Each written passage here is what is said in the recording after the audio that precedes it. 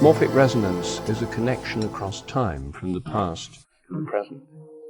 And it's a process that occurs between organized patterns of activity on the basis of similarity.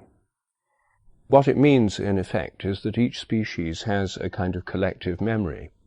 So every giraffe tunes in by morphic resonance to the form and to the behavior of previous giraffes.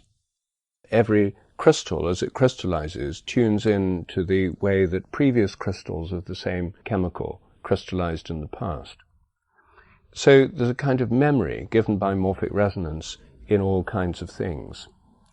And in the realm of animal behavior, for example, it leads to quite striking predictions. If rats learn a new trick here in London, then rats all around the world should be able to learn the same trick quicker, just because the rats have learned it here. The more that learn it, the easier it should get everywhere else. And there's already evidence that this actually happens from studies of rats in laboratories. When lots of rats have learned something, other rats all around the world find it easier to learn. And this doesn't depend on any normal kind of connection between the different rats or the places. It happens because of morphic resonance on the basis of similarity. The same applies to crystals. When a new chemical is made for the first time, it's usually very hard to crystallize it. And as time goes on, it gets easier to crystallize all around the world.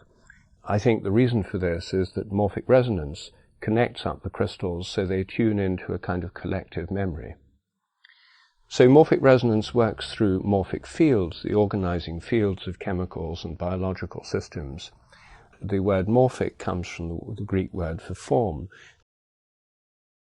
So it's a kind of resonance to do with form, pattern, and organization.